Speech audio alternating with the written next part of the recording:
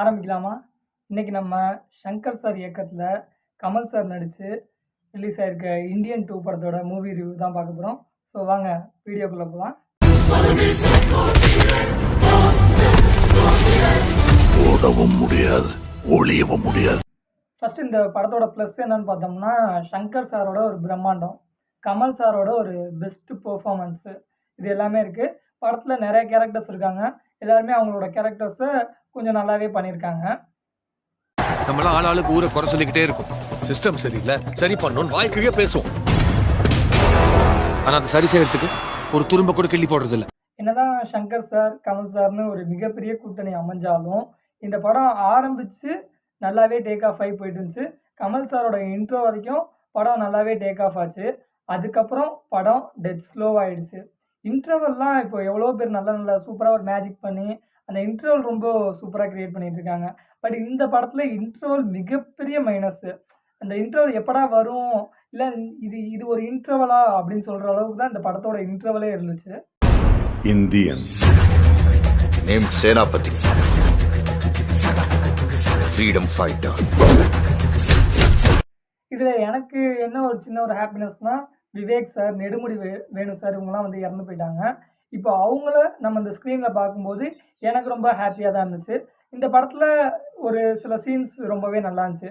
படம் ஓவராலா ஆவரேஜா தான் இருக்கு.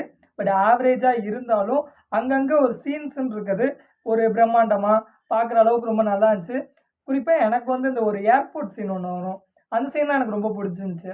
அது ரொம்ப நல்லாவே ஒரு இன்ட்ரஸ்டிங்கா கொண்டு போய், இவர் எப்படி அங்கேருந்து எஸ்கேப் ஆவாரு அப்படின்ற மாரி ஃபர்ஸ்ட்டே அது ஒரு நல்லா உட்கார வச்சுட்டாங்க. இப்படி அங்கங்க ஒரு நல்ல சீன்ஸ் குடுத்தாலும், ஓவராலா இவங்களால அந்த படத்த நல்லா கொண்டு போக முடியலங்கிறது தான் கொஞ்சம் வருத்தமான விஷயம். இது இரண்டாவது சுதந்திர போர். காந்திய வழியில நீங்க, நேதாஜி வழியில நான். படத்தோட மிகப்பெரிய மைனஸு அனிருத்தோட மியூசிக் தான். இப்போ இந்த பார்ட் 2 படங்கள் மேபி அதிகமா சில படங்கள் ஓடாம போனதுக்கு காரணமே, பார்ட் 1ல அந்த படமும் நல்லாருக்கும். மியூசிக் வைஸ் அந்த பாட்டுங்க எல்லாமே நல்லாருக்கும். அந்த பார்ட் 2ல அந்த கல்ச்சர ஃபாலோ பண்ணாம, புதுசா நான் ஒரு மியூசிக் டைரக்டர் இறக்குறேன். இது இன்னும் இந்த காம்போ நல்லாருக்குன்னு சொல்லி, அத கொண்டு வரும்போது இவங்களால அதோட பெஸ்ட் குடுக்க முடியல. அனிருத் ஓவராலா பார்க்கும்போது அவர் தனித்தனியா நல்ல படங்களுக்கு நல்லா தான் போடுறாரு. விக்ரம் வரைக்கும் நல்லா தான் போட்டு குடுத்தாரு. பட் இந்த படத்துக்கு ரொம்ப சொதப்பி வச்சுட்டாரு. ஏஆர் ரஹ்மானே போட்டிருந்தா கூட ஓரளவு இந்த படம் கொஞ்சம் தப்பிச்சிருக்க வாய்ப்பு இருக்கும். அவர் ஃபார்ம் அவுட்டாவே இருந்தாலும், அவரோட பழைய பிஜிஎம்கள வந்து அனிருத் வந்து அவர் வெர்ஷன்ல போட்டிருக்காரு. அதாவது ஏஆர் ரஹ்மானோட அந்த பழைய பிஜிஎம் நம்ம கேட்கும்போது மட்டும் தான், படம் ரொம்பவே நல்லா இருக்க மாரி ஒரு ஃபீல் குடுத்துச்சு. அனிருத்தோட பிஜிஎம் இங்க ரொம்ப சொதப்பிருச்சு. முக்கியமா ஒரு ஃபைட் சீன்ஸு, ஒரு முக்கியமான மாஸ் சீன்ஸு, ஒரு கூஸ் பம்ப்ஸ் வர சீன்ஸ்லாம் அவ்வளவா மியூசிக் போடாம, இந்த படத்தோட டெத் ஸ்லோவுக்கு இவரும் மெயின் காரணம். அங்கங்க பிஜிஎம் போட்டிருந்தா கூட படம் எரப்ட் ஆயிருக்கும். இன்னும் கொஞ்சம் ஆடியன்ஸ் ஃபீல் பெட்டரா இருந்திருக்கும். இன்னும் கூட கொஞ்சம் படம் நல்லா தானே இருக்கு அப்படின்னு சொல்ற அளவுக்கு வந்திருக்கும். பட் இந்த படத்தோட மியூசிக் மிகப்பெரிய மைனஸா போயிடுச்சு.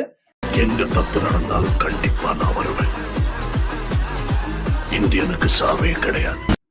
இந்த படத்தோட மிகப்பெரிய இன்னொரு மைனஸ் என்னன்னு நீங்க கேட்டீங்கன்னா, இந்தியன் 1ல அந்த படங்களோட வசனங்கள் சுஜாதாங்கிறவரு எழுதியிருந்தாரு.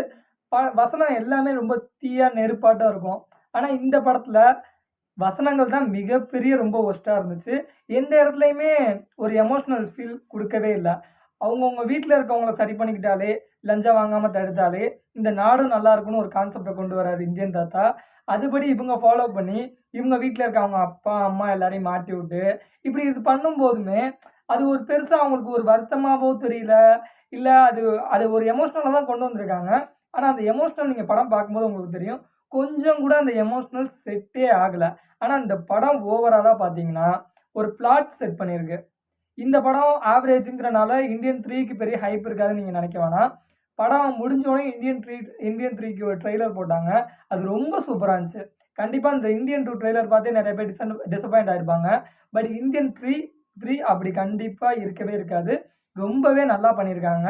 அதுக்கான பிளாட் தான் இவங்க கண்டிப்பா செட் பண்ணியிருக்காங்கன்னு நான் சொல்லணும். இந்தியன் 3 மேபி இத விட நல்லா பெட்டரா, சூப்பரா கண்டிப்பா வரும். இத விட நல்லாவே இருக்கும். அதுக்கு இந்த படம் முதல்ல ஹிட் ஆவணும். அத நெனச்சா தான் எனக்கு கொஞ்சம் வருத்தமா இருக்கு. நான் ஆண்டவரோட மிகப்பெரிய ஃபேனா இருந்துட்டு, ஃபர்ஸ்ட் டே ஃபர்ஸ்ட் ஷோ போய் பார்க்கணும்னு சொல்லி ஆசையா போய் பார்த்தேன். எனக்கு ட்ரெய்லர் பார்த்தும் பெரிய சாட்டிஸ்ஃபேக்ஷன் இல்ல. இருந்தாலும் படத்துல ஏதாவது ஒரு மேஜிக் நடக்கும்னு நான் பார்த்தேன். அந்த மேஜிக்கும் எதுவுமே நடக்கல. பட் ஓவராலாக அந்த பிரம்மாண்டம், கமல் சார், இந்தியன் 3யோட ஹைப்பு, இதுக்காக இந்த படம் ஒன் டைம் பார்க்கலாம். ஸோ எல்லோரும் தியேட்டரில் போய் பாருங்கள். இதோட நம்ம வீடியோவை ஃபினிஷ் பண்ணிக்கலாம். தேங்க்யூ. பாய் பாய்.